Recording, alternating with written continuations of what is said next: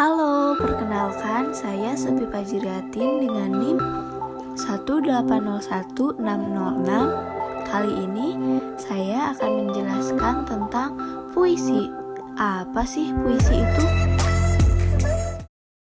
Puisi adalah suatu karya sastra berupa ungkapan isi hati penulis, di mana di dalamnya ada irama, lirik, rima, dan ritme pada setiap barisnya. Dikemas dalam bahasa yang imajinatif dan disusun dengan kata yang padat dan penuh makna. Menurut H.B. Jessin, puisi adalah suatu karya sastra yang diucapkan dengan sebuah perasaan yang di dalamnya mengandung suatu pikiran-pikiran dan sebuah tanggapan. Puisi merupakan curahan isi hati seseorang yang membawa orang lain ke dalam keadaan hatinya. Ada yang disebut unsur-unsur puisi. Unsur-unsur puisi meliputi struktur fisik dan struktur batin puisi. Yang pertama ada struktur fisik puisi. Itu terdiri dari perwajahan puisi atau tipografi, yaitu bentuk puisi seperti halaman yang tidak dipenuhi kata-kata, tepi kanan kiri, pengaturan barisnya, hingga baris puisi yang tidak selalu dimulai dengan huruf kapital dan diakhiri dengan tanda titik. Hal-hal tersebut sangat menentukan pemaknaan terhadap puisi. Selanjutnya ada diksi, yaitu pemilihan kata-kata yang dilakukan oleh penyair dalam puisinya. Karena puisi adalah bentuk karya sastra yang sedikit kata-kata dapat mengungkapkan banyak hal, maka kata-kata harus dipilih secermat mungkin. Pemilihan kata-kata dalam puisi erat kaitannya dengan makna, keselarasan bunyi, dan urutan kata. Selanjutnya ada imaji, yaitu kata atau susunan kata-kata yang dapat mengungkapkan pengalaman indrawi seperti penglihatan, pendengaran, dan perasaan. Imaji dapat dibagi menjadi 3, yaitu imaji suara, auditif, imaji penglihatan, visual, dan imaji raba atau sentuh, yaitu imaji taktil. Imaji dapat mengakibatkan pembaca seakan melihat, mendengar, dan merasakan seperti apa yang dialami penyair. Selanjutnya ada kata konkret, yaitu kata dapat ditangkap dengan indera yang memungkinkan munculnya imaji. Kata konkret berhubungan dengan kiasan atau lambang dalam katanya. Misalnya kata konkret salju melambangkan kebekuan cinta, kehampaan hidup, dan lain-lain.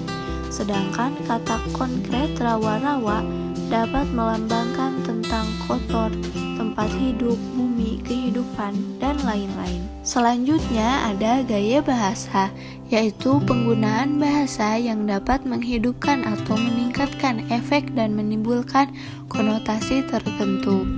Bahasa figuratif menyebabkan puisi menjadi prismatis, artinya memancarkan banyak makna atau kaya akan makna.